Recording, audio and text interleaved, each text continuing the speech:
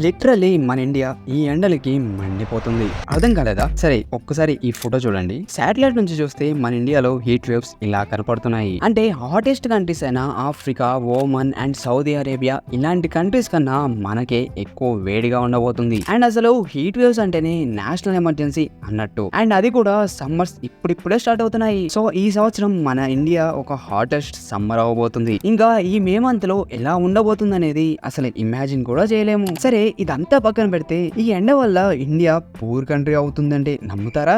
ఏం మాట్లాడుతున్నావు భయ అనుకుంటున్నారా? సరే చూడండి, ఓవరాల్ మన ఇండియాలో 75% of population physical labour related work చేస్తారు. అంటే ఫార్మర్స్ అని, డైలీ వేజర్స్ అని అండ్ వెండర్స్ అని ఇలా. అండ్ ఇదంతా ఎక్కువగా ఏ టైంలో అవుతుంది?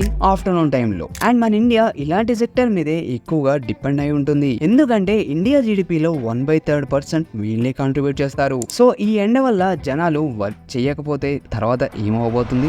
సరే ఇంకా ఎంసీ కిన్సీ రిపోర్ట్ చెప్తున్న దాని ప్రకారం మన ఇండియాలో ఈ హీట్ వేవ్స్ వల్ల 20 crores మెంబర్స్ పైనే ఎఫెక్ట్ అవుతున్నారు. ఇలానే కంటిన్యూ అయితే 2030 వరకు 2.5% to 4.5% జీడిపి అంటే $126 బిలియన్ మీద ఇంపాక్ట్ పడే ఛాన్సెస్ ఉన్నాయి. అది కూడా ప్రతి ఇయర్.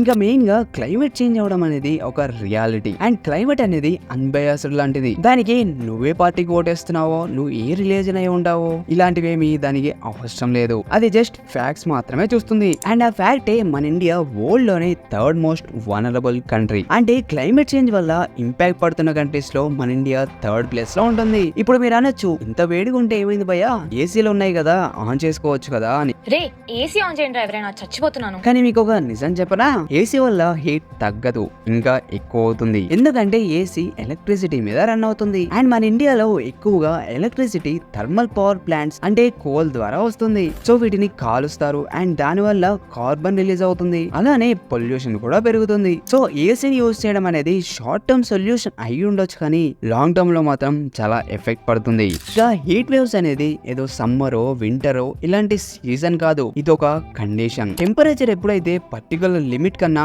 ఇంక్రీజ్ అవుతుందో అప్పుడే హీట్ వేవ్ అనేది డిక్లేర్ అవుతుంది. అండ్ ఎకానమీ జనాల ప్రొడక్టివిటీకి కనెక్ట్ అయి ఉంటుంది, హ్యాపీనెస్ తో కనెక్ట్ అయి ఉంటుంది. అండ్ జనాల హ్యాపీనెస్ అక్కడ ఉన్న టెంపరేచర్ మీద డిపెండ్ అయి ఉంటుంది. అంటే ఈ చేంజ్ అవుతున్న ఎన్విరాన్మెంట్ వల్ల మన మూడ్ మీద, మన ప్రొడక్టివిటీ మీద, మన ఎకనామీ మీద ఎఫెక్ట్ పడుతుంది. ఎందుకంటే ఇవన్నీ ఇంటర్ కనెక్టెడ్ అయి ఉంటాయి. అండ్ ఇది మనం తెలుసుకోవాల్సిన ఒక పచ్చి నిజం.